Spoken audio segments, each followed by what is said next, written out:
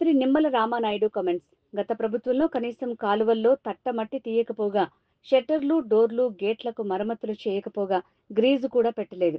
గత ప్రభుత్వం తప్పిదాలను సరిచేసుకుంటూ ఇరిగేషన్ రంగాన్ని గాడిలో పెడుతున్నాం. కూటమి ప్రభుత్వం అధికారంలోకి రాగానే జూన్ నెలలో 90 కోట్లతోనూ మరియు సెప్టెంబర్లో అత్యవసర పనులుగా 326 కోట్లతో నిర్వహణ పనులు చేశాం. ఇరిగేషన్ అధికారులు కింది స్థాయి నుంచి పై స్థాయి వరకు స్వీయ పర్యవేక్షణ చేస్తూ మే చివరి నాటికి పనులు పూర్తి చేయాలని ఆదేశించిన మంత్రి నిమ్మల.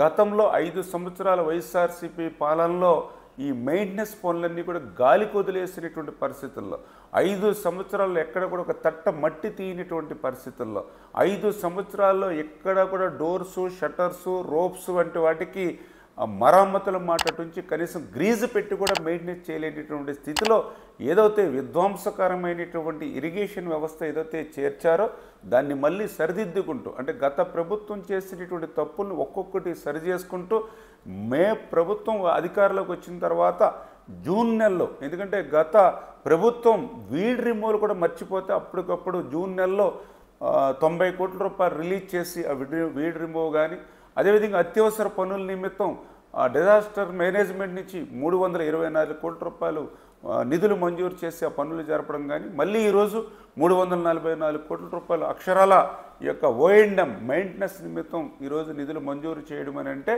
గత 5 సంవత్సరాల పాలన పాపం నుండి మళ్ళీ ఈ యొక్క ఇరిగేషన్ వ్యవస్థను, మళ్ళీ సాగునీటి వ్యవస్థను మళ్ళీ ఆఖరి ఎకరం వరకు, ఆఖరి రైతు వరకు కూడా ఆ సాగునీటిని తీసుకెళ్లాలని ఆలోచనతో పనిచేస్తున్నాం.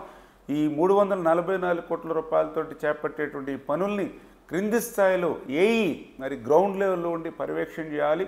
ఎవరైతే సిఈ, ఎస్సీలు ఎవరైతే ఉన్నారో ఎప్పటికప్పుడు మానిటరింగ్ చేసుకుంటూ ఈ మే నెలాఖరికే ఈ పనులు పూర్తి అయ్యేటువంటి విధంగా, వచ్చే ఖరీఫ్ సీజన్ కల్లా ఈ పనులు పూర్తి అయ్యేటువంటి విధంగా తగినటువంటి ప్రణాళికాబద్ధంగా నాణ్యతతో కూడినటువంటి పనులు చేపట్టాలని చెప్పేసి కూడా అధికారులు కూడా స్పష్టంగా ఆదేశాలు ఇవ్వడం జరిగింది.